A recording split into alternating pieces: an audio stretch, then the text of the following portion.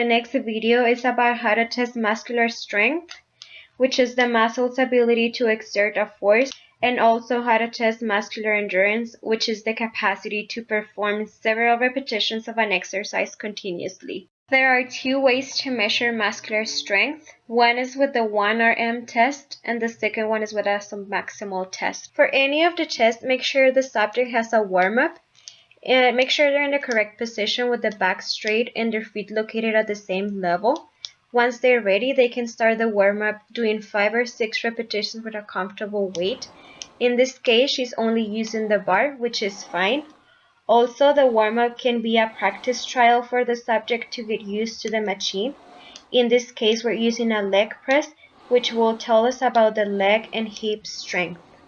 For the 1RM, we want to find the maximal weight the subject can lift in one repetition. We're going to start the test within a weight of the 50 to 70% of the perceived capacity of the subject. If she's able to do more than one repetition, we will increase the weight by 2.5 to 20 kilograms depending on the subject capacity. We want to find the 1RM within 4 trials with breaks of 3 to 5 minutes between them so we don't fatigue the muscles. If the subject is still able to do more than one repetition, we will increase the weight one more time until we find the weight that she's able to do only once. As you can see in this trial, she's able to finish one repetition. And when she tries to do the second one, she's unable to finish it. So we're going to count this weight as her 1RM. We will use this number to determine the strength of the muscle using a strength to weight ratio. We need to divide the weight pushed by the body weight of the subject, all of this in pounds.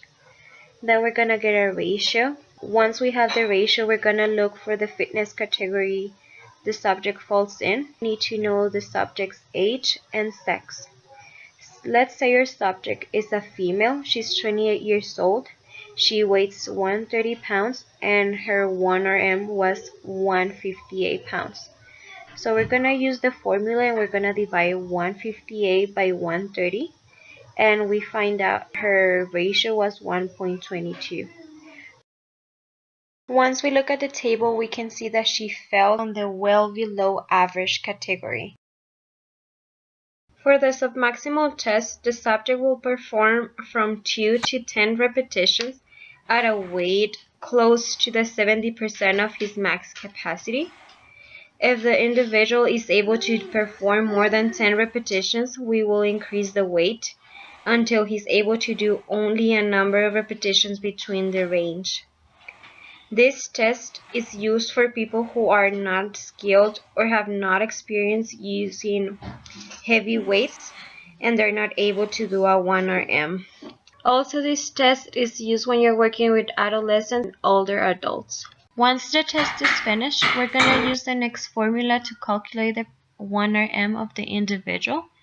And the formula says that the 1RM is going to be equal to the weight lifted divided by 1.0270 minus 0.0278 times x, where x is the number of repetitions the individual was able to complete. Let's use this example and let's say that our individual was able to lift 130 pounds and she was able to do 8 repetitions. So the predicted 1RM is equal to 130 pounds divided by 1.0270 minus 0.0278 times 8.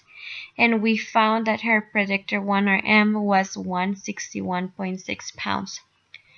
Once we have this number, we can use the ratio that we used previously for the 1RM test to see in what fitness category the client falls in.